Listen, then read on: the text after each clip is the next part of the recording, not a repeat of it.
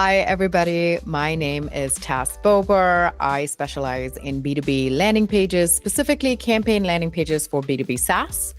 And while I'm probably more commonly known for my unhinged comments on LinkedIn, today I want to talk to you about something a little more serious, and that is an update that Google had put out back in February of this year, talking about search ads and landing pages and some of the new updates that they've done there and expectations that they have for these landing pages going forward.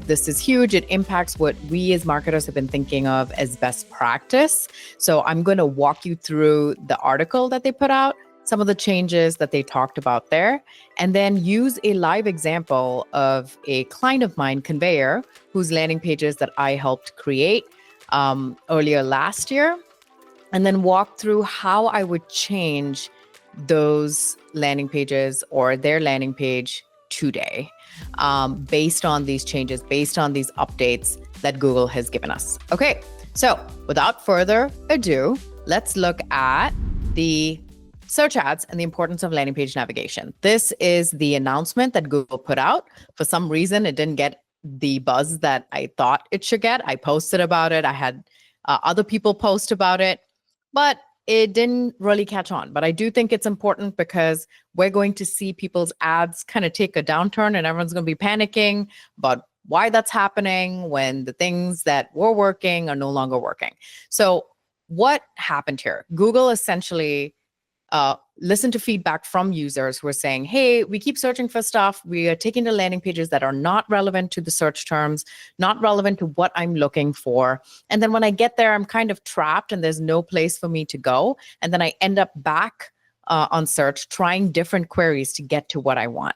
And what Google's trying to say and what Google has decided is to create this like predictive model where they are able to determine whether an ad and a landing page and their experiences match up. And then when a user gets there, how easy is it for them to find what they're looking for? So if they're looking for a login button, can they get to the login button? Can they navigate to other resources? Can they get to things that answer their question soon enough? And so now they are actually requiring advertisers to start putting navigational options within their landing pages, which is like for anyone who's a marketer who's been doing this for a long time. We are told like landing pages, no navigation, don't let them click away. But now they're saying, hey, that's not great for the user experience. So we have to make sure that they can get to the places that they need to go to fairly quickly, and that the ad and the landing page experiences totally match up and they get the answer. So they're going to start scoring pages, scoring campaigns based on users navigating to your landing page, finding what they need and leaving. So if they come to your landing page, they can't find what they want and they go back to search, that's going to flag it as a problem with the campaign, problem with the relevancy. So this is kind of the big thing, the big announcement. I've given you the TLDR version. You can go read this. I have partnered with Unbounce, who is putting together a landing page kit to help kind of navigate these changes. This article will be linked in there, along with some of the tips and tricks and ways to combat this. But I will also walk you through that in this video with my existing client, Conveyor, their landing page right here. Conveyor was a client of mine last year. This is one of the landing pages that I helped them create. We are going to walk through. This is kind of the old best practices. What are some of the new changes that we need to make based on this announcement from Google, right? So you will notice here, it already kind of looks different than most landing pages. You close your eyes and you can picture them. It's got a form up top. On the left-hand side, there's just a few little words and then a bunch of feature dumping, and then, yeah, contact us right now. But we did it differently with Conveyor and it worked amazing. So you will notice it is more of a long form page. We are very clear about, what are the problems that the ICP is facing. We are being very clear and showcasing the product through imagery, interactive demos, all of those things. Lots of social proof, lots of testimonials, and then very layman's terms, non-buzzwordy copy. But we also follow some other old school best practices. Now it's old school, which is no navigation, single CTA, single page. We're not trying to get them to leave the page or go elsewhere. So this is something that we have done over and over again. Okay. And this is how I do it for most of my clients today. But we are going to pivot a little bit, which is now in order to provide users with some navigational elements, you don't have to just put your main website's navigation here. That's probably going to be a terrible experience because they're going to start getting distracted, going to places that may not be relevant. It's almost like Dory in Nemo, right? Like, oh, what's that? What's that? And we don't want that situation to happen because it does add to decision fatigue. And us as humans make about 10,000 decisions a day. That's exhausting. And if you're a parent, it's probably even more. So when we're looking at this page, the first thing that I would change is I would add a navigation, but it won't be the site navigation to the entire website. It would be an anchored nav. An anchored nav essentially breaks out each of the sections that you see here, puts it in the navigation so that users can jump directly to them based on where they want to go. So we did this for another client of mine, Snagit.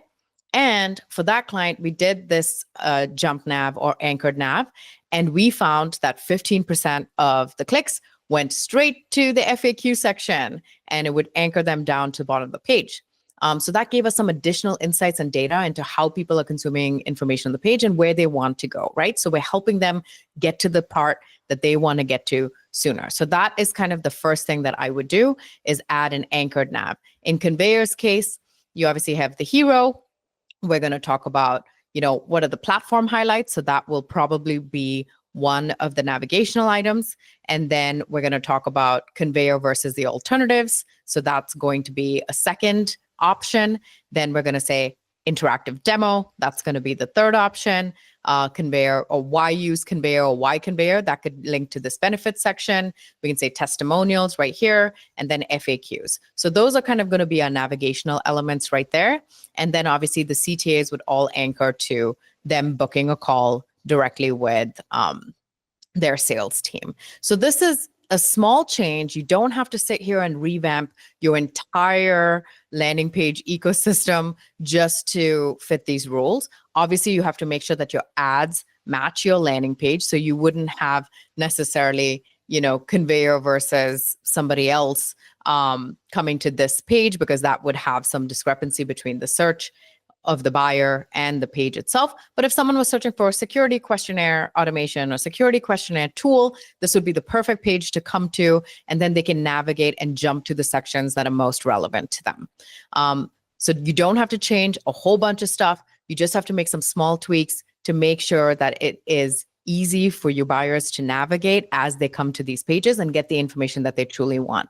One of the other components is Google wants us to add a login link. So you can do this in a few places. So a login link can go down in the bottom here in the minimal footer. You can also have it up top, but here's where I would caution between your audience versus your customers. So if this is a page that's targeted mainly for prospects, they're likely not going to log in because they're not the target audience for the ad. So making sure that your targeting is tight as well. Now, if this is a page that's kind of widely available, then yeah, you'd want to make sure that you're catering to both. And so you'd have, talk to sales or schedule a call or a login link up top here. But otherwise, if it's a prospect page, I would have the login link. I would just do it in the bottom. So people could find it if they wanted to, and Google can also crawl and ensure that your login link is available on these pages. I'm so excited to partner with Unbounce, where we are going to give you all the tools in order to update these pages, be informed about these new updates, make sure that your ads and your landing pages are talking to each other and providing a relevant experience for all of your buyers. And so listen to our podcast as well, the episode that we did with Unbounce, talking through each of these components, the update as well, and some things that we could update with our landing pages as we make these changes and now trying to be compliant with Google's new release. Thank you.